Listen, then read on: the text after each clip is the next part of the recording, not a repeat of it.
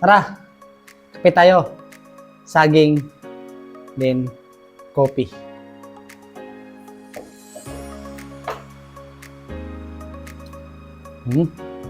Up.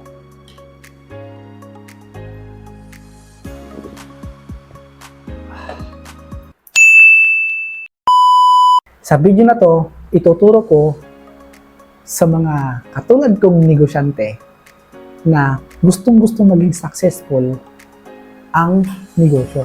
Pero, nahihirapan sa pag-achieve doon sa mga goals or nahihirapan patakbuhin yung negosyo. Meron akong mga idea na ituturo sa'yo, baka ito yung problem mo ngayon. So, isosolve natin yan ang problem mo. Pero bago yan, tapusin mo ang video na to dahil ituturo ko sa'yo kung paano mo masolve ang problem mo at para mas mabilis kang makausad sa negosyo mo or mabilis mo makuha yung mga goals mo. Bago yan, ako nga pala si Rich Bailon from Mindanao, 28 years old at isang negosyante na ngayon. Bago ko ituturo sa'yo, ito muna kwento. I-share ko muna sa'yo yung mga personal experience ko. Sino nga ba ako? Saan nga ba ako nagmula? Okay, ako nga pala si Prof. Rich from Mindanao, 28 years old. Ipinanganak akong negosyante. Pero ngayon, isa na po akong negosyante. At ito pa ang pinakamatindi. 3 years old pa lang ako, pinaampon ako ni mama. Lumaki ako doon sa first cousin ko. Nakatira kami sa bundok at maliit lang yung kubo na tinitira namin. Doon ko naranasan yung hirap ng buhay at doon ko na-experience ang maglakad na sa may 3 kilometro ang nilalakad ko papunta ng school kasi malayo ko sa school. And to cut the story short, hindi po ako nakapagtapos ng pag-aaral gawa ng hirap ng buhay. So, sa hirap ng buhay namin, ang daming mga problema, ang daming mga kinakarap na problem. So, kailangan ko pong tumulong. Kailangan ko pong tumulong para masolve namin yung pangangailangan namin sa araw-araw, yung transportation, yung mga bills, di ba, yung bayarin. Kasi yung nasa trabaho ako, naalala ko dati, magkano lang naman yung kikitain natin pag nasa bundok. Kaya sanay po talaga ako sa hirap. Sanay ako sa hirap pag nag-aararo kami kasi meron kaming kalabaw, meron kami. Kasi nag-stop na ako sa pag-aaral, tumutulog na ako. Naalala ko yung mag-aararo, arawan.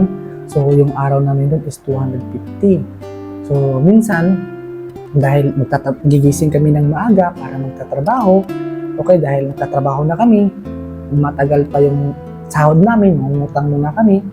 At pagdating ng sahod namin, ibabayad namin sa utang namin at yun, tatrabaho na naman kami, tatrabaho na naman ulit, tapos yung trabaho, utang, pagsahod, bayad naman sa utang. So yun lang, hanggang doon lang umiikot-ikot yung cycle ng buhay namin, trabaho, utang, pagsahod, bayad na naman. So wala akong assurance na makuha ko yung pangarap ko kung hindi po ako gagawa ng paraan. Sa hirap ng buhay, marami po akong pinasok na iba't ibang klaseng trabaho para lang makuha ko yung mga pangarap ko. Pero hindi ko po tinigilan yung pangarap ko. Lagi po ako nagpipray kay God na sana, Lord, bigyan niyo po ako ng magandang opportunity para makuha ko po yung mga pangarap ko kasi hindi po ako nakapagtapos ng pag-aaral. Sana, Lord, magkakaroon ako ng mga tao na nakakasama ko, susuporta sa akin, sasamahan ako sa pagkuha ng mga pangarap ko. And to cut the story short, during the pandemic, isa ako sa napektuhan nung pandemya, nung nasa quarantine ako. Habang nag-school ako sa Facebook, doon ko na meron ako natuklasan isang napakapanibagong sistema na talagang ito yung tumulong sa akin at sa maraming mga Pilipino na katulad ko na gusto ng pagbabago at umasinso sa buhay. Sa Sa ganda ng programa, sa ganda ng sistema, inaral ko po yun, sinundan ko po yun. Kasi sinundan ko yung sistema na yun, kahit hindi ako techie, kahit baguhan pa lang ako, is na-transfer talaga, dito talaga na-transfer yung mindset ko, na-transfer yung buhay ko bilang empleyado, naging negosyante na. Okay? So, ituturo ko sa'yo, okay, ito na. Okay? Pero, isi-share ko muna sa'yo ito, isisingit ko lang, nung nag-start akong magnegosyo, grabe, sobrang saya ko nung time na yun kasi kahit papasalamatan ko muna ng aming team, okay, dahil sa kanila, kahit kung stranger kami, nakakilala kami through online, pero tinulungan po nila ako 101%, na kinunan nila ako ng ticket, para lang makapag-fit doon sa full-time job ko. Para dito mag-train, iti-training ko, tinuruan nila ako ng step by step kung paano umangat at kung paano umasenso sa buhay. Kaya sobrang papasalamat talaga ako sa mga taong tumulong sa akin. Kaya ikaw, ito na, ituturo ko na sa'yo kung paano ka magiging successful. Kung paano ka umusad sa negosyo mo. Okay? Kung ikaw ay nahihirapan ngayon sa negosyo mo, ito ang kailangan mong gawin. Okay? I-love mo yung process. Okay? I-love mo yung process. Dahil, ang process is para yan doon sa big na result na gusto mo. And accept the challenge. Okay? Accept mo yung challenge. Dahil, the more na marami kang experience, the more dyan ka maridevelop. Dyan maridevelop yung personality mo. Yung skill, yung behavior, dyan yung maridevelop. Okay?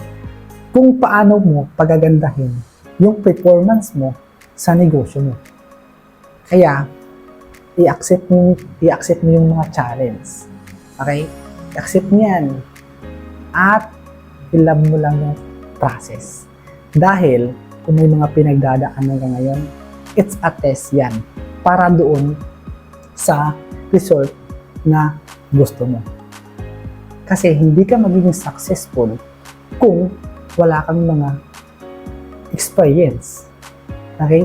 Hindi ka magkakaroon ng, hindi mo mali-develop yung kailangan mo, yung personality mo, kung hindi mo i-accept yung mga challenge. Kung patamad-tamad ka sa negosyo mo, mahihirapan ka talagang umusad. Okay? So, bakit ko nga ba ito ginagawa? Bakit ko nga ba ito isinishare? Kasi, gusto ko rin magiging successful tayong lahat. Dahil, ang ipinaglalaban ko, okay? Ang ipinaglalaban ko, ito na yun eh. Ito na yung paniniwala ko na talagang tumatak sa puso at isip ko na ito na yun ang mission ko and purpose sa akin God kung bakit ako nandito ngayon. Dahil ako naman yung mamamahagi ng blessing na ipinagkaloob niya sa akin para magiging successful tayong lahat. Para ma-figure out na natin ang kahirapan sa maraming mga Pilipino sa bansang Pilipinas para umunlad yung bansa natin, para wala nang maghirap na maraming mga Pilipino na mga OFW sa ibang bansa. Dahil dito sa Pilipinas is kayang-kaya na natin talagang kitain. Yung mga kinikita ng mga OFW, yung mga nagtatrabaho sa ibang bansa.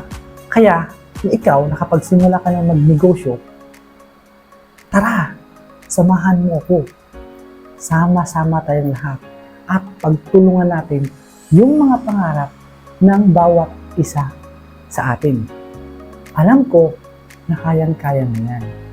Kayang-kaya mo yan. Kasi nung ako, ito, share ko sa'yo, nung ako nag-start sa negosyo ko, ang dami ko rin mga challenge. Ang dami ko rin ilang months din akong hindi nagkaroon ng resulta. Okay?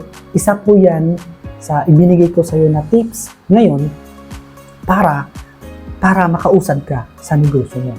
Para mas mabilis mo makuha yung mga goals mo. Kailangan mo i-love yung process at kailangan mo i-accept yung mga challenge. Okay? Para magkaroon ka ng personal development. Kung nakaya ko, kayang-kaya mo rin. Okay? That's it! Sana may nagustuhan ka at marami kang napulot sa tips ko sa'yo at nagustuhan mo ang video na to. Once again, tara, sama-sama tayo para pa-figure out na natin yung kahirapan sa maraming mga mamayang Pilipino dito sa bansang Pilipinas para umunlad naman tayo. Okay? So, yun lang. Thank you, mga prop. Trabahong malupit, side hustle, and happy hustling. Bye-bye! Oops! Huwag kalimutan mag-comment or mag-like at pa-share na rin ng ating video para makatulong, makapagbigay influence sa mga katulad nating mga negosyante para maging successful tayo. Bye-bye!